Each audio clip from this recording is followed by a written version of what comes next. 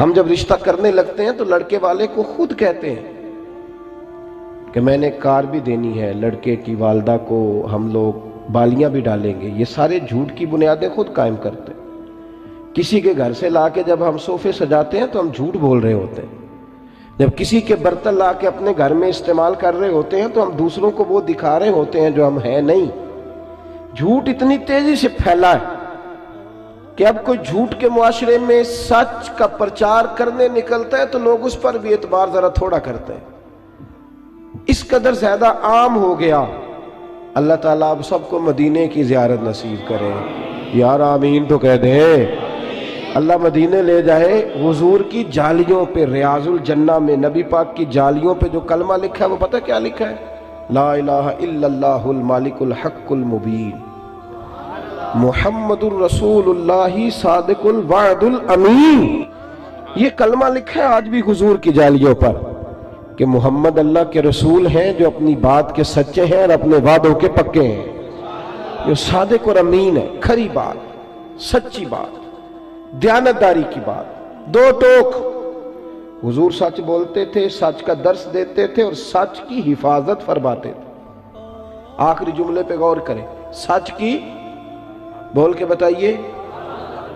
ہمارے ہاں ویسے ہی کوئی کرامت کسی ہاں سے چھو کے گزر جائے نا، ویسے ہی تو پیر صاحب اپنے کھاتے میں ڈال لیتے۔ بہت سارے لوگوں نے غوث پاک کی کرامتیں چھپا کے اپنے کھاتے میں ڈال لی، شوق ہی بڑا ہے، حالانکہ کرامت کوئی کمال تو نہیں، صوفیات اس کو کمال ہی شمار نہیں کرتے، لیکن ایسے ہی کو گزر جائے نا کہیں سے چھو کے تو لوگ اپنے کھاتے میں ڈال لیتے ہیں، کمپنی کی مشہوری کے لیے اسے پیش کرتے ہیں۔ جڑے محرم راز حقیقت دے وہ تے راز حقیقت کھول دے نہیں، اے جنہ ویکھیا نہیں وہ کرن گلاں، جنہ ویکھ لے آؤ تے بول دے ہی نہیں۔ حضور سچ کی حفاظت کرتے تھے، سچ کی۔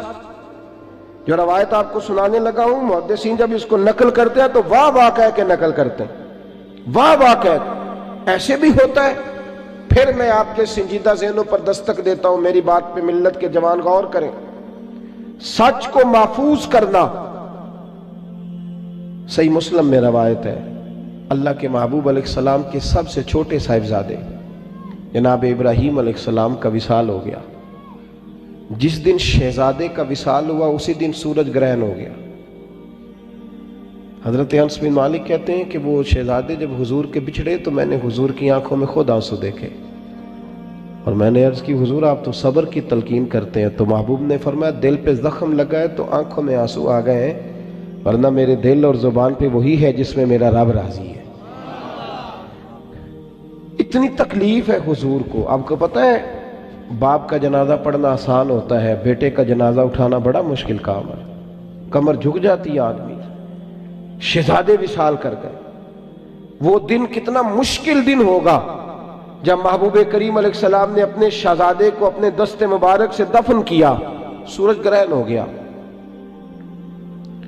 جب اسی دن سورج گرہن ہوا تو کچھ لوگوں نے کہا کہ نبی پاک علیہ السلام کے شہزادے کا وصال ہو گیا، اس لیے آج سورج گرہن ہوا ہے، سورج بھی گویا سوگ منا رہا ہے۔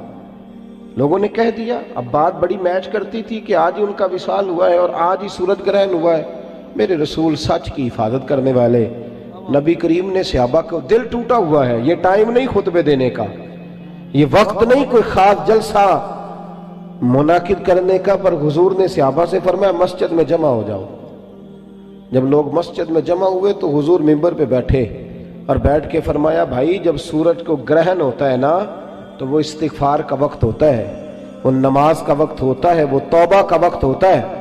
اور محبوب فرمانے لگے یہ سورج گرہن کا کسی کے انتقال سے کوئی تعلق نہیں، کوئی تعلق نہیں، میرے بیٹے کے وصال سے اس کا کوئی تعلق نہیں۔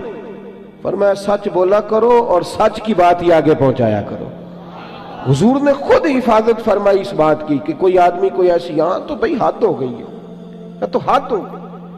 وہ جب کچھ لوگ مرید کرانے کے لیے بعض لوگوں کو لاتے ہیں تو میں محسوس کرتا ہوں کہ بہت ساری جگہوں پہ لوگ بہت سارے مشائخ کی کرامات بیان کر کے لاتے ہیں، کہتے ہیں جی وہ میں گیا تھا تو بارے نیارے ہی ہو گئے، تو بھی چل۔ اب وہ بارے نیارے کے چکر میں ہوتا ہے، اس لیے پورے 8 دنوں کے بعد پھر اس کی عقیدت ساری ڈاما ڈول ہو چکی ہوتی، پھر وہ کبھی ادھر نکلتا ہے کبھی ادھر نکلتا ہے۔ تو نے تو کہا تھا کہ تیری دکان پہ راشی ختم نہیں ہوگا، تو حال برا ہو گیا. تو کیوں ہم ان چیزوں کا سہارا لیتے ہیں جن میں اعتماد کمزور ہو؟ کھری بات، سچی بات، دو ٹوک بات. میرے رسول کریم علیہ الصلوۃ والسلام کے سامنے صحابہ کھڑے ہیں، جامع ترمذی میں موجود ہے. عرض کی یا رسول اللہ، مومن بزدل بھی ہوتا ہے؟ مومن بھی ہو بزدل بھی ہو؟ حضور مسکرا پڑے، فرمایا ہوتا ہے. عرض کی یا رسول اللہ، مومن کنجوس بھی ہوتا ہے؟ مومن بھی ہو کنجوس بھی ہو؟ تو حضور نے فرمایا ہوتا ہے. عرض کی یا رسول اللہ، مومن جھوٹا بھی ہوتا ہے؟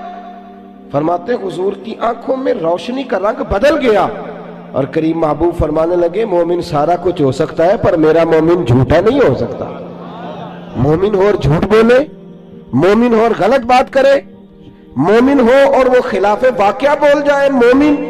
مومن کبھی جھوٹا، بولیے مومن جھوٹا، ادھر دیکھیں میری طرف، مومن جھوٹا یہ حضور نے فرمایا ہے. اور یہاں حال یہ ہے کہ صرف لوگوں کو، یاروں کو ہنسانے کے لیے لوگ جھوٹ بول رہے ہیں، جھوٹی کہانیاں بنا رہے ہیں، جھوٹی گپیں، جھوٹے واقعات، داستان سرائی. خدا را سچ بولیں، سچی بات کریں. عارف رومی فرمایا کرتے تھے جھوٹ بول کر جیتنے سے بہتر ہے تو سچ بول کے ہار جا. لوگوں کو تھوڑی دیر تکلیف ہوگی تیرے سچ کی، لیکن پھر تیرا رشتہ تو قائم رہے گا، تیرا اعتماد تو قائم رہے گا. اخلاق حسنہ کا پہلا جو سچ بولنا، کھری بات کرنا، دیانتدار رہنا. کبھی بھی کسی مقام پہ بھی کچھ بھی ہو جائے آپ صاف ستھری بات کریں، دو ٹوک بات کریں. صحیح ستہ میں روایت موجود ہے، حضور صلی اللہ علیہ وسلم جب بدر کے لیے تشریف لے کر کے گئے تو 2 جرنیل قسم کے صحابہ، گھوڑ سوار، تیر انداز، پیچھے رہ گئے. ان کو بعد میں پتا چلا کہ وہاں تو یہ تو گئے تھے نا ایک قافلے کے لیے، لیکن وہاں جنگ کا ماحول بن گیا. تو بعد میں خبر آئی کہ وہاں تو پوزیشن جنگ کی بن گئی. اب یہ دونوں صحابہ دوڑے حضور کے ساتھ جہاد کرنے کے لیے. جب یہ وہاں پہنچے تو پہلی ملاقات ابو جہل سے ہوئی. اس نے گھیر لیا، اس کے سپاہیوں نے سمجھ لیجئے گرفتار کر لیا. کہنے لگے کہاں جا رہے؟ تو انہوں نے کہا حضور کی زیارت کے لیے جا رہے ہیں. جنگی تدبیر بھی ہوتی ہے نا. آپ اگر اپنی تیاریاں کر رہے ہیں، فوج مشقیں کر رہی ہیں، تو ہم دشمن کو تھوڑا بتائیں گے کہ تمہارے لیے کر رہے ہیں. جنگی تدبیر ہے. کہا جی زیارت کے لیے جا رہے ہیں. ابو جہل کہنے لگا وعدہ کرو، میں تمہیں جانتا ہوں تم بڑے زبردست گھوڑ سوار ہو، وعدہ کرو حضور کے ساتھ شامل ہو کے ہمارے مقابلے میں تو نہیں نکلو گے؟ یہ دونوں کہنے لگے ہم وعدہ کرتے ہیں، ہم جنگ نہیں کریں گے، زیارت کریں گے. اب جب وہاں پہنچے نا حضور کی بارگاہ میں تو عرض کرنے لگے یا رسول اللہ صلی اللہ علیہ وسلم، ایک شخص کی یہاں ضرورت ہے، وہ 1000 ہے، ہم 313 ہیں، اور ہیں بھی وہ سارے اسلحے سے لیس ہمارے پاس، عددی اکثریت بھی کم ہے، اسلحہ بھی تھوڑا ہے. یا رسول اللہ صلی اللہ علیہ وسلم، جب ہم آ رہے تھے تو ابو جہل ملا تھا رستے میں، اس نے ہمیں روک لیا، روک کر کے کہنے لگا کہ تم جنگ لڑنے جا رہے ہو. تو حضور ہم نے کہا نہیں، ہم تو زیارت کے لیے جا رہے ہیں، ملاقات کے لیے جا رہے ہیں. اور حضور یہ تو جنگی تدبیر تھی، جب میں بات کرتا ہوں تو اپنے لفظوں میں کرتا ہوں نا، اور جب آپ بات کرتے ہیں تو اپنے لفظوں میں. حضور ہم نے کوئی رکنا تھوڑی ہے، ہم تو آئے ہیں جہاد کی نیت سے، وہ تو ہم نے جنگی تدبیر کی. اس کو یہ کہا، کہتے ہم نے اپنے لفظوں میں بات کی پر حضور خاموش رہے. عرض کی یا رسول اللہ کچھ فرمایا نہیں؟ تو نبی پاک کہنے لگے نہیں بھئی تم نہیں جنگ لڑ سکتے. اللہ کرے آپ کو سمجھ آئے. کہا آپ نہیں جنگ لڑ سکتے. یا رسول اللہ کیوں؟ فرمایا تم وعدہ کر کے آئے ہو. اور کنز المال میں یہ جملے موجود ہیں. ایک صحابی نے کہا حضور وعدہ تو کافر کے ساتھ کیا ہے. تو محبوب فرمانے لگے خاموش ہو جاؤ، وعدہ کافر سے کیا ہے، کیا تو ایک مومن نے ہے نا، اور مومن کبھی جھوٹا. دیکھیں نا عجیب چکر ہے نا. مومن کہتا ہے جی نہیں جی مجھے یہ سودا جی پڑتا ہی 10,000 میں ہے، اور پھر 4,500 کا بیچ دیتا ہے. بھئی آپ کل تو کچھ اور کہہ رہے تھے، آج آپ کچھ اور کہہ رہے ہیں. مومن ہو اور جھوٹ بولے، غلط بات کرے، دروغ کوئی سے مظاہرہ کرے.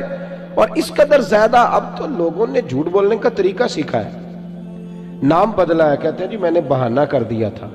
اور بھئی تو صاف کہہ میں نے جھوٹ بولا تھا، تو صاف بات کر. جھوٹ سکھایا جاتا ہے، ٹریننگ ہوتی ہے. صبح جب سیل مینوں کو ٹرین کیا جاتا ہے تو مالک بتاتا ہے تم نے آنے والے کو شیشے میں کیسے اتارنا ہے. یاد رکھو میرے رسول کریم علیہ السلام کے جملے حقیقتوں کے قریب حضور نے فرمایا میں یہ نہیں کہتا کہ تم جھوٹ بول کے مال بیچو گے تو تمہارا مال نہیں بکے گا، یہ نہیں کہتا. فرمایا جھوٹ بول کے مال بیچو گے تو مال تو بک جائے گا. توجہ کرے میری بات پہ کیا عرض کر رہا ہوں. حضور فرمانے لگے جھوٹ بول کے بیچو گے بک جائے گا مال، مال بکے گا، پر اس میں برکت نہیں رہے گی. اس میں برکت بھائی اب تو یہ حال ہو گیا ہے کہ لوگ کہتے ہیں جھوٹ کے بغیر کام ہی نہیں چلتا. استغفر اللہ معاذ اللہ، اس قدر دور چلا گیا مسلمان کہ جھوٹ کے بغیر تو چلتا ہی نہیں جی، گزارا ہی نہیں ہو سکتا.